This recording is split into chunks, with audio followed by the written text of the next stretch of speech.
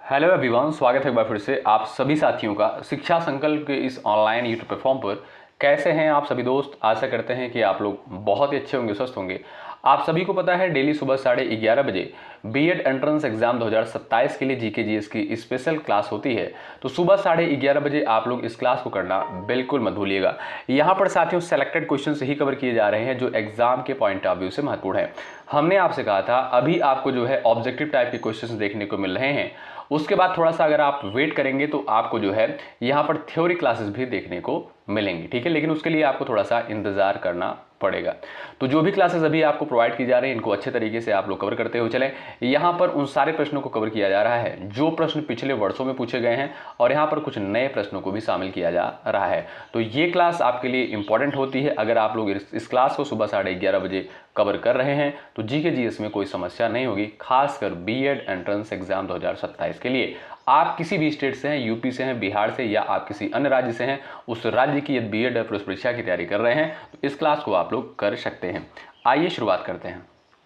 पहला प्रश्न सभी लोग देखेंगे, निम्नलिखित में से विश्व में एस्बेस्टस का अग्रणी उत्पादक देश कौन सा है? ऑस्ट्रेलिया है, रूस है, कनाडा है, और आपका दिया है आर्मेनिया।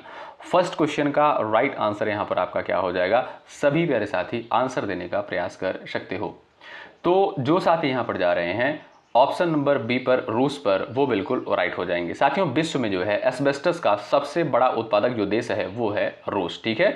ऑप्शन नंबर बी आपका बिल्कुल यहाँ पर राइट आंसर हो जाएगा। और साथियों भारत में जो है राजस्थान एस्बेस्टस का मुख्य उत्पादक राज्य है, इस पॉइंट को भी आप ध्यान रखिएगा, इंपॉर्टेंट है। अगला सवाल देखें, क्वेश्चन नंबर सेकंड है, निम्नलिखित में से हिंदू मुस्लिम एकता का प्रतीक शुलह कुल उत्सव कहां आयोजित किया जाता है? बाराबंकी, आगरा, इटावा, अलीगढ़। सेकंड क्वेश्चन का आंसर बताएं। और ये प्रश्न आपका एग्जाम में पूछा गया, कई परीक्षाओं में आ चुका है, बताएं।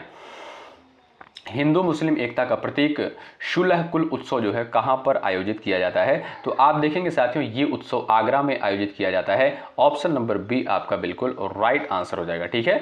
दोस्तों हिंदू मुस्लिम एकता का प्रतीक शुलह कुल उत्सव जो है उत्तर प्रदेश के आगरा शहर में आयोजित किया जाता है। इस पॉइंट को आप लोग नोट कर लीजिएगा, वेरी वेरी इंपॉर्टेंट है। ऑप्शन नंबर बी आपका बिल्कुल करेक्ट आंसर होगा।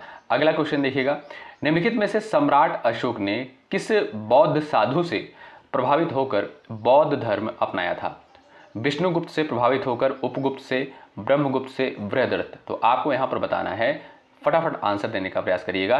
निम्नलिखित में से सम्राट अशोक ने किस बौद्ध साधु से प्रभावित होकर बौद्ध धर्म को अपनाया था? चलिए, तो सही आंसर क्या है भाई? उपगुप्त से प्रभावित होकर। ऑप्शन नंबर बी आपका बिल्कुल राइट आंसर हो जाएगा। दोस्तों आप जानते होंगे कलिंग का युद्ध कब हुआ था? 261 ईसा पूर्व में, ठीक है। तो साथियों कलिंग युद्ध के नरसंहार से द्रवित होकर जो है सम्राट अशोक ने उपगुप्त नामक बौद्ध भिक्षु से जो है बौद्ध धर्म की दीक्षा ली थी। तो आपका बी ऑप्शन क्या है यहाँ पर? बिल्कुल राइट आंसर हो जाएगा। अशोक से संबंधित दो पॉइंट जो कि बहुत ही महत्वपूर्ण हैं, जो एग्जाम में बार बार पूछे जाते हैं, आप लोग याद रखिएगा। पहला पॉइंट ये है, दूसरा पॉइंट यह। पहला पॉइंट क्या कहता है, ध्यान रखिएगा दोस्तों। अशोक के शिलालेखों को जो है सर्वप्रथम 1837 में जेम्स प्रिंसेप के द्वारा पढ़ा गया था। किसके द्वारा? जेम्स प्रिंसेप के द्वारा। आपसे सवाल कैसे पूछेगा कि जो अशोक के शिलालेख थे इनको जो है सबसे पहले किसके द्वारा पढ़ा गया था? तो जेम्स प्रिंसेप के द्वारा पढ़ा गया था 1837 ईस्वी में। दूसरा पॉइंट क्या याद करना है आपको साथियों? सांची का स्तूप जो कि मध्य प्रदेश में स्थित है, इसका निर्माण अशोक ने करवाया था। ये दूसरा पॉइंट आप ध्यान रखिएगा, ठीक है। तो बी ऑप्शन क्या है इस क्वेश्चन का? बिल्कुल राइट आंसर हो जाएगा। अगला सवाल देखें भाई, निम्नलिखित में से वेटन कप जो है किस खेल से संबंधित है? क्वेश्चन नंबर 4 का राइट आंसर बताएं। चलिएगा, क्वेश्चन नंबर 4 का राइट आंसर करें। ये भी प्रश्न दोस्तों परीक्षा के दृष्टिकोण से महत्वपूर्ण है। तो आप देखेंगे जो है यहाँ पर राइट आंसर क्या हो जाएगा? जो साथी जा रहे हैं ऑप्शन नंबर बी पर, हॉकी पर, वो बिल्कुल राइट हो जाएंगे, ठीक है। और दोस्तों आप सभी को पता होना चाहिए कि भारत का जो राष्ट्रीय खेल है वो क्या भाई? हॉकी है। भारत का राष्ट्रीय खेल क्या है? हॉकी है। ये भी पॉइंट याद रखिएगा, क्रिकेट नहीं है। बहुत सारे लोग कंफ्यूज होते हैं, तो ये बेसिक जानकारी है अपने देश के बारे में, ये आपको पता होनी चाहिए। तो बी ऑप्शन बिल्कुल राइट आंसर होगा। अगला सवाल देख लीजिए भाई, निम्नलिखित में से अंतर्राष्ट्रीय महिला दिवस कब मनाया जाता है? ये प्रश्न परीक्षा में कई बार पूछा जा चुका है। क्वेश्चन नंबर 5 का आंसर आप लोग बताइएगा। चाहे यूपी बीएड का पेपर देखेंगे, बिहार बीएड का पेपर देखेंगे, और आप अगर किसी अन्य राज्य से हैं और उस राज्य की बीएड प्रवेश परीक्षा की तैयारी कर रहे हैं, जीके जीएस का सेगमेंट अगर आप उठाकर देखेंगे तो ये प्रश्न आपको मिलेगा देखने को, ठीक है। तो क्वेश्चन नंबर 5 का राइट आंसर क्या हो जाएगा? आप सभी प्यारे दोस्त बताएं। देखिएगा साथियों, यहाँ पर जो लोग जा रहे हैं 8 मार्च पर, ऑप्शन नंबर ए पर, वो बिल्कुल राइट हो जाएंगे। साथियों प्रत्येक वर्ष जो है 8 मार्च को विश्व भर में अंतर्राष्ट्रीय महिला दिवस के रूप में मनाया जाता है। अब दूसरा पॉइंट ये याद करना है आपको, अगर आपसे पूछे कि राष्ट्रीय महिला दिवस कब मनाया जाता है, तो आप कहेंगे 13 फरवरी को राष्ट्रीय महिला दिवस मनाया जाता है, सरोजनी नायडू की जयंती पर। तीसरा पॉइंट ये क्या याद करना है आपको, 5 सितंबर को जो है राष्ट्रीय शिक्षक दिवस के रूप में मनाते हैं। ठीक है, तो यहाँ पर जो भी साथी जा रहे हैं ऑप्शन नंबर ए पर 8 मार्च पर, वो बिल्कुल यहाँ पर राइट हो जाएंगे। अगला सवाल ये रहा, निम्नलिखित में से नौकरशाही के सिद्धांत के संस्थापक अथवा जनक जो है कौन थे, बताइए। ये रहा आपके सामने क्वेश्चन नंबर 6। फटाफट आंसर देते हुए चलें।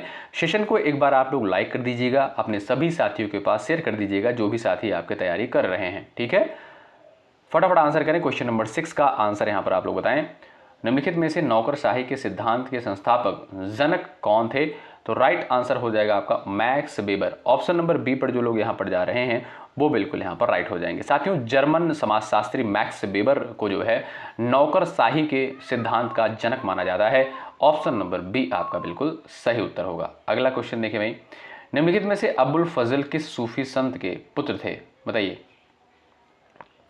ये रहा आपके सामने क्वेश्चन नंबर 7, इसका आंसर आप बताएं।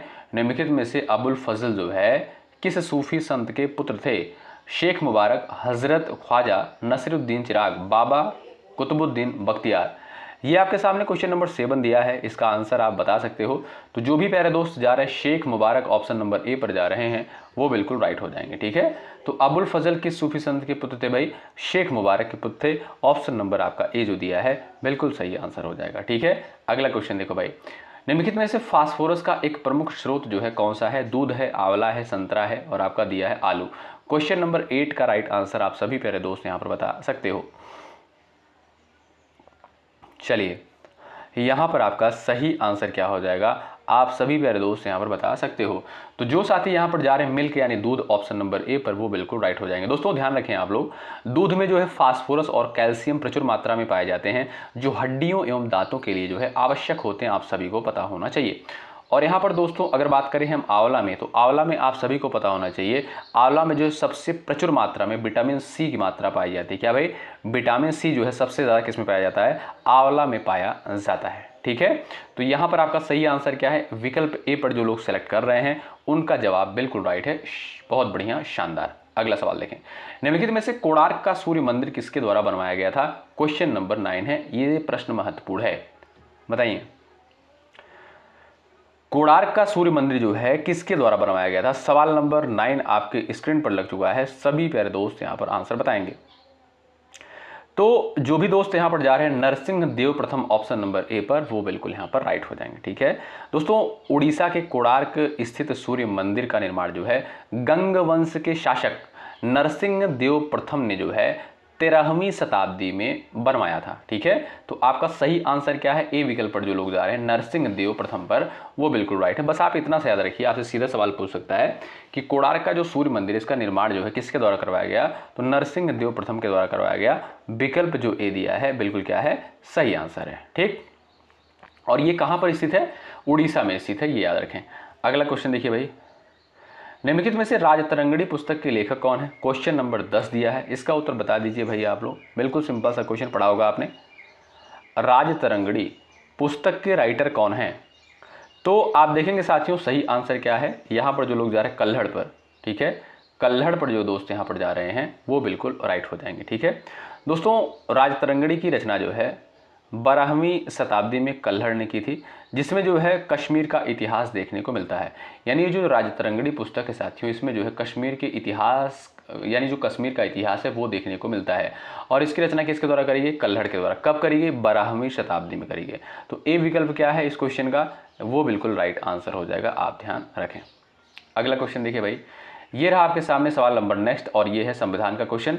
निम्नलिखित में से भारतीय संविधान का कौन सा भाग जो है राज्य के नीति निर्देशक तत्वों से संबंधित है, क्वेश्चन नंबर 11 दिया है। और ये प्रश्न मोस्ट इंपॉर्टेंट है साथियों, नीति निर्देशक सिद्धांत से संबंधित जो है एग्जाम में कई बार क्वेश्चन बन चुका है।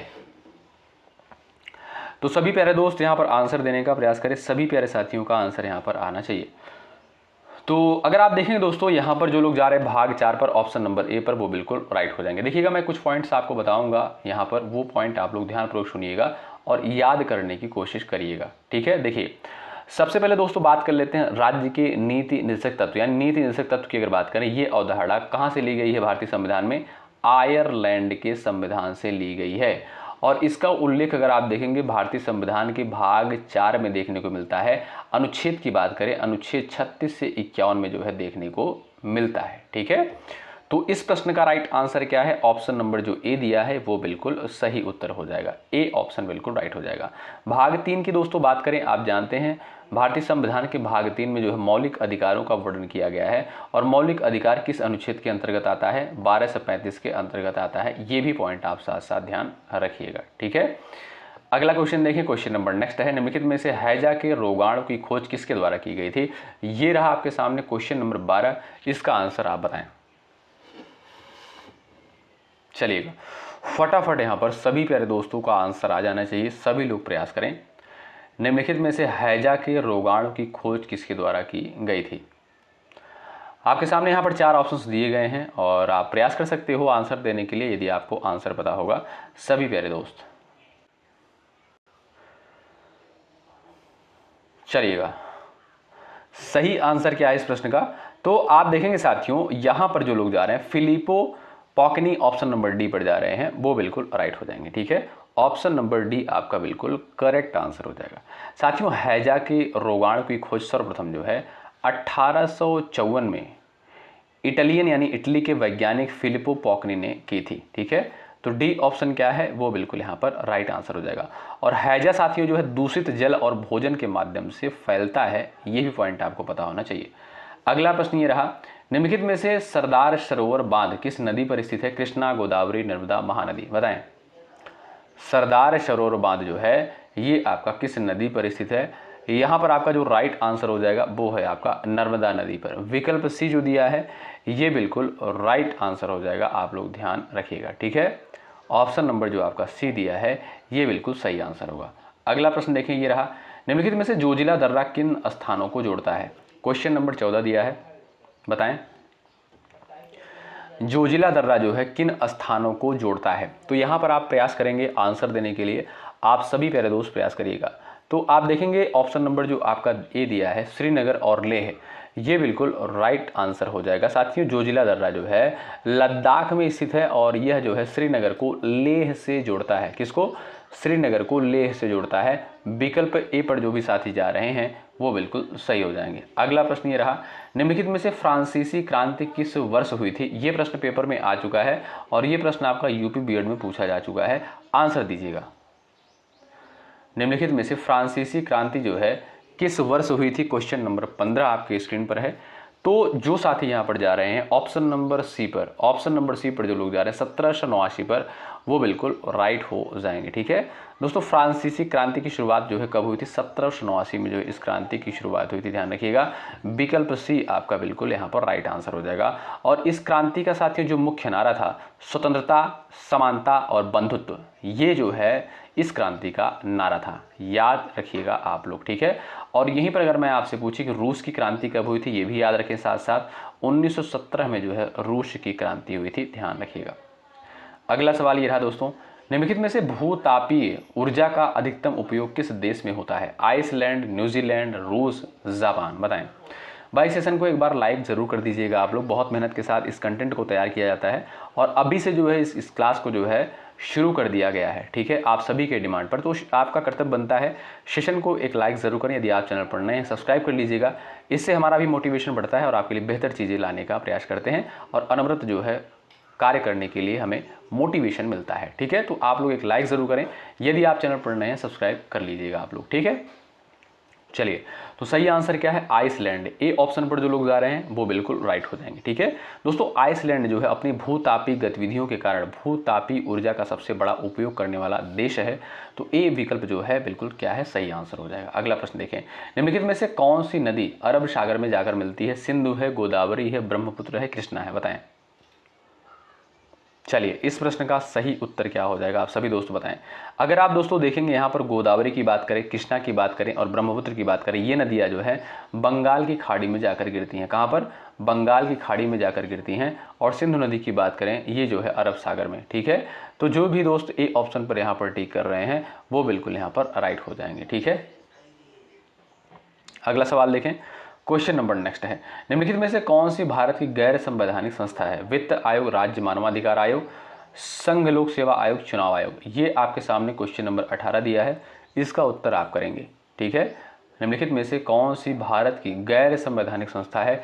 तो आप देखेंगे साथियों, जो राज्य मानवाधिकार आयोग है, क्या राज्य मानवाधिकार आयोग, ये जो है संवैधिक या गैर संवैधानिक संस्था है जिसका गठन जो है संसद के अधिनियम द्वारा हुआ है। ठीक है, तो ऑप्शन नंबर बी पर जो लोग यहाँ पर जा रहे हैं वो बिल्कुल राइट हो जाएंगे। गैर संवैधानिक संस्था आपसे पूछा है तो राज्य मानवाधिकार आयोग, ए यहाँ पर जो बी ऑप्शन आपका दिया है ये क्या है, बिल्कुल आपका सही आंसर हो जाएगा। ठीक है, और साथियों देखिएगा, आपसे कभी कभी सवाल पूछता है कि वित्त आयोग का उल्लेख किस अनुच्छेद में किया गया है? तो अनुच्छेद 280। ये आर्टिकल जो मैं आपको ये अनुच्छेद जो मैं आपको बता रहा हूँ ये बहुत महत्वपूर्ण है। ठीक है, वित्त आयोग का उल्लेख जो है अनुच्छेद 280 में किया गया है। यूपीएससी का उल्लेख, यानी ये जो है आपका यूनियन पब्लिक सर्विस कमीशन यानी संघ लोक सेवा आयोग का उल्लेख अगर आप देखेंगे अनुच्छेद 315 में किया गया है। किसमें? अनुच्छेद 315 में किया गया है। और एक पॉइंट और आप लोग ध्यान रखिएगा साथ साथ, अगर आपसे पूछे कि राष्ट्रीय मानवाधिकार आयोग की स्थापना कब हुई थी तो 1993 में। कब? राष्ट्रीय मानवाधिकार आयोग की स्थापना 1993 में हुई थी, ध्यान रखिएगा। तो बी ऑप्शन यहाँ पर क्या है, बिल्कुल राइट आंसर हो जाएगा। देखिए दोस्तों, यहाँ पर जो मैं क्वेश्चंस कराता हूँ आपको, एक क्वेश्चन यहाँ पर मैं लेकर आता हूँ लेकिन उसके कई सारे फैक्ट मैं आपको बताता हूँ। ठीक है, तो यहाँ पर एक प्रश्न पढ़ने के बाद जो है आपके 2 से 3 से 4 प्रश्न तैयार हो जाते हैं, तो आप लोग ध्यानपूर्वक बातों को सुनते हुए चलिए। अगला प्रश्न देखिएगा, निम्नलिखित में से उड़ीसा की पारंपरिक चित्रकला कौन सी है? ये आपके सामने क्वेश्चन नंबर 19 दिया है, इसका उत्तर बताएं। उड़ीसा की पारंपरिक चित्रकला जो है कौन सी है? पट्टचित्र, मधुबनी, वर्ली और आपका दिया है साझी। यहाँ पर आपका राइट आंसर क्या है? जो साथी जा रहे हैं पट्टचित्र ऑप्शन नंबर ए पर वो बिल्कुल राइट हो जाएंगे। ठीक है भाई दोस्तों, पट्टचित्र जो है उड़ीसा की एक प्राचीन और पारंपरिक कपड़े या पत्तों पर की जाने वाली कला है। ऑप्शन नंबर आपका ए बिल्कुल राइट आंसर हो जाएगा। मधुबनी की दोस्तों बात करें, मधुबनी आप जानते होंगे ये कला जो है बिहार से संबंधित है। और वहीं पर बात करें अगर हम वर्ली की, तो वर्ली लोक चित्रकला जो है साथियों महाराष्ट्र की प्रसिद्ध कला है। ठीक है, अगला प्रश्न देख लो भाई, निम्नलिखित में से कौन जो है रिजर्व बैंक का गवर्नर नहीं रहा है? इसमें आपको बताना है इसमें से कौन जो है आरबीआई का गवर्नर नहीं रहा है। बिल्कुल बेसिक सा क्वेश्चन है, अगर आप थोड़ी सी कोशिश करेंगे तो आंसर आप लोग दे पाएंगे। यहाँ पर बताएं। चलिएगा, यहाँ पर जो दोस्त जा रहे हैं ऑप्शन नंबर बी पर, सुनील अरोड़ा पर। सुनील अरोड़ा पर जो भी साथी जा रहे हैं वो बिल्कुल यहाँ पर राइट हो जाएंगे, ध्यान रखिएगा। ऑप्शन नंबर बी करेक्ट है। अब दोस्तों अगर बात करें हम आरबीआई यानी रिजर्व बैंक ऑफ इंडिया की, अगर हम बात करें यहाँ पर तो बहुत ही इंपॉर्टेंट है। रिजर्व बैंक ऑफ इंडिया की अगर बात करें तो इसकी स्थापना कब हुई थी? 1 अप्रैल 1935 में जो है इसकी स्थापना हुई थी। इस पॉइंट को याद रखिएगा। अगर मैं आपसे पूछूं कि वर्तमान में जो है आरबीआई के गवर्नर कौन है, तो देखते हैं ऐसे कितने दोस्त हैं जो कमेंट बॉक्स में बिल्कुल सही आंसर करते हैं, और ये आपकी जिम्मेदारी है, आंसर जरूर करिएगा। अगला प्रश्न देखें, क्वेश्चन नंबर 21 है, निम्नलिखित में से बाण भट्ट द्वारा लिखित प्राचीन पुस्तक कौन सी है? बताइए। सवाल नंबर 21 का आंसर बताएं। निम्नलिखित में से बाण भट्ट द्वारा लिखित प्राचीन पुस्तक जो है कौन सी है? ये आपके सामने सवाल नंबर 21 दिया है, बताएं। चलिएगा दोस्तों, कादंबरी और हर्षचरित जो है सम्राट हर्षवर्धन के दरबारी कवि बाण भट्ट द्वारा जो है रचित पुस्तकें हैं। तो यहाँ पर जो साथी जा रहे हैं ऑप्शन नंबर ए पर, कादंबरी पर, वो बिल्कुल यहाँ पर राइट हो जाएंगे। ठीक है, ऑप्शन नंबर ए बिल्कुल राइट है। तो बाण भट्ट के द्वारा कौन सी लिखित पुस्तक है? कादंबरी हो गया आपका और हर्षचरित हो गया। ये दोनों पुस्तकें किसके द्वारा लिखी गई हैं? बाण भट्ट के द्वारा। तो ए विकल्प क्या है? बिल्कुल यहाँ पर राइट हो जाएंगे। मृच्छकटिकम की दोस्तों बात करें, इसकी रचना किसके द्वारा करी गई भाई? ये भी याद रखिएगा, शूद्रक के द्वारा। किसके द्वारा? शूद्रक के द्वारा। ठीक है, और गीत गोविंद की दोस्तों बात करें, गीत गोविंद की बात करें, जयदेव। मेघदूतम की अगर बात करें, आप सभी को पता होना चाहिए, कालिदास, कवि कालिदास। ठीक है, ये रहा आपके सामने क्वेश्चन नंबर अगला। निम्नलिखित में से पारसी नववर्ष को किस नाम से जाना जाता है? पारसी नववर्ष को किस नाम से जानते हैं? आपके सामने क्वेश्चन नंबर 22 है। तो अगर आप देखेंगे तो सही आंसर क्या है? नवरोज हो जाएगा। क्या भाई? नवरोज हो जाएगा। बी ऑप्शन जो आपका दिया है बिल्कुल राइट आंसर हो जाएगा, ध्यान रखिएगा आप लोग। ठीक है, चलिए, ये रहा क्वेश्चन नंबर 23। निम्नलिखित में से क्यूरी किसकी इकाई है? क्यूरी जो है यहाँ पर पूछा है किसकी इकाई है? रेडियोधर्मिता है, गामा किरणों की ऊर्जा है, गामा किरणों की तीव्रता है, कार्य फलन है। सवाल नंबर 23 है, आंसर आप करेंगे। चलिए, तो यहाँ पर जो लोग जा रहे हैं ऑप्शन नंबर ए पर, रेडियोधर्मिता पर, ठीक है, ऑप्शन नंबर ए पर जो लोग गए हैं वो बिल्कुल राइट हो जाएंगे। रेडियोधर्मिता यानी रेडियो एक्टिविटी। अगला प्रश्न, निम्नलिखित में से कौन सी घटना लॉर्ड कर्जन से संबंधित है? बंगाल का विभाजन, डूरंड आयोग की स्थापना, भूटान युद्ध, बजट प्रणाली लागू करना। 24 का राइट आंसर क्या हो जाएगा आप बता सकते हो। दोस्तों, आप सभी को पता होना चाहिए, वायसराय लॉर्ड कर्जन ने जो है 1905 में बंगाल विभाजन की घोषणा की थी, ठीक है। तो आपका सही आंसर क्या हो जाएगा? ऑप्शन नंबर ए पर जो दोस्त यहाँ पर जा रहे हैं वो बिल्कुल यहाँ पर राइट हो जाएंगे, ध्यान रखिएगा। अगला क्वेश्चन देखिएगा, निम्नलिखित में से नर्मदा नदी पर जो है कौन सा बांध स्थित है? ये आपके सामने क्वेश्चन नंबर 25 दिया है। नर्मदा नदी पर जो है कौन सा बांध स्थित है? हीराकुंड है, सरदार सरोवर है, टिहरी बांध है, इनमें से कोई नहीं। तो अगर आप देखेंगे साथियों, यहाँ पर जो भी साथी जा रहे हैं ऑप्शन नंबर बी पर, सरदार सरोवर बांध पर, ऑप्शन नंबर बी पर, वो बिल्कुल यहाँ पर राइट हो जाएंगे, ठीक है। साथियों, बात करें अगर हम हीराकुंड बांध की, ठीक है, तो हीराकुंड बांध जो है उड़ीसा में महानदी पर स्थित है। ये पॉइंट भी आप लोग ध्यान रखिएगा। टिहरी बांध की दोस्तों अगर बात करें तो टिहरी बांध जो है उत्तराखंड में भागीरथी नदी पर स्थित है, ठीक। ये रहा आपके सामने क्वेश्चन नंबर अगला, भारतीय संविधान में कुल कितनी अनुसूचियां हैं? क्वेश्चन नंबर 26 है। बेसिक सा क्वेश्चन है, बेसिक है लेकिन इंपॉर्टेंट है, और ये प्रश्न दोस्तों पूछा जा चुका है, बिहार बीएड में भी आ चुका है, यूपी बीएड में भी ये सवाल आ चुका है। ऐसा नहीं बहुत पुराने पेपर में आया हुआ, नए पेपर में पूछा गया है, ठीक। तो यहाँ पर आपको बताना है कि संविधान में कुल कितनी अनुसूचियाँ हैं। तो आप सभी जानते हैं मूल संविधान में साथियों 8 अनुसूचियाँ थी, लेकिन वर्तमान समय में आप देखेंगे 12 अनुसूचियाँ हैं। कितनी? 12 अनुसूचियाँ हैं। तो ए ऑप्शन जो आपका यहाँ पर दिया गया है ये बिल्कुल आपका सही और सटीक आंसर हो जाएगा, ठीक है। अगला प्रश्न ये रहा, निम्नलिखित में से जनगणना 2011 के अनुसार भारत का जो है जनघनत्व कितना है? ये आपके सामने क्वेश्चन नंबर 27 दिया गया है। इसका आंसर आप लोग बताएंगे। निम्नलिखित में से जनगणना 2011 के अनुसार भारत का जनघनत्व आपसे यहाँ पर पूछता है।